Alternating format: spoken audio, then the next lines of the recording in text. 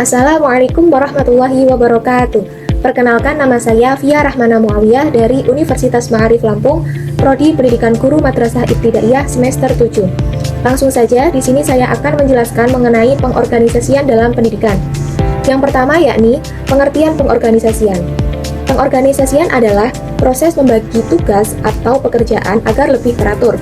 Istilah ini berasal dari kata organis yang berarti menyusun atau mengatur sesuatu sehingga semua bagian saling terhubung dan bekerja sebagai satu kesatuan. Organisasi juga sendiri bisa diartikan sebagai susunan atau pola yang menunjukkan siapa yang bertanggung jawab kepada siapa, posisi masing-masing orang, serta hubungan kerja yang ada untuk mencapai tujuan bersama. Kemudian yang kedua yaitu komponen dan subkomponen dalam pengorganisasian pendidikan.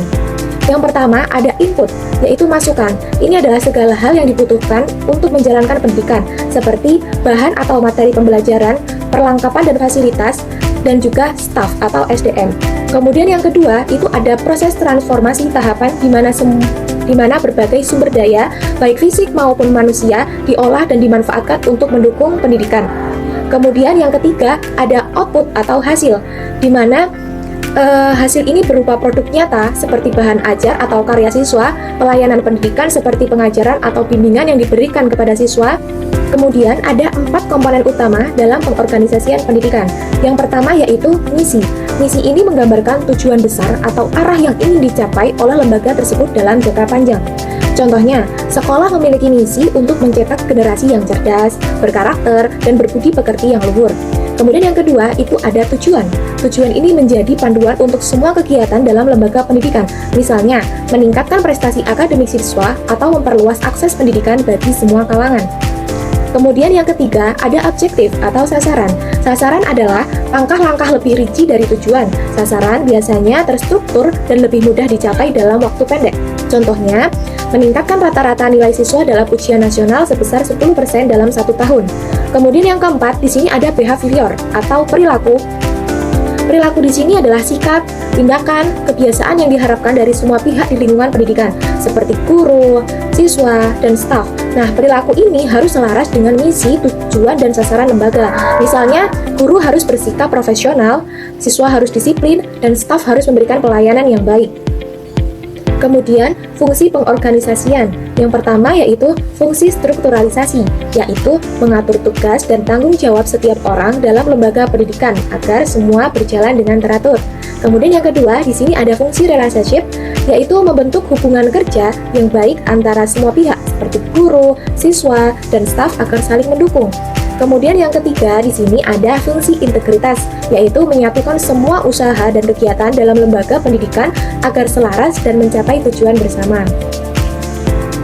Kemudian konsep dalam pengorganisasian. Di sini ada 4 konsep. Yang pertama yaitu tanggung jawab, di mana kewajiban untuk menyelesaikan tugas atau pekerjaan yang sudah diberikan. Kemudian yang kedua ada wewenang, yaitu hak untuk mengambil keputusan atau memberi perintah sesuai dengan posisi dan jabatannya. Kemudian yang ketiga, di sini ada pendelegasian, yaitu proses memberikan sebagian tugas dan wewenang kepada orang lain agar pekerjaan lebih cepat selesai.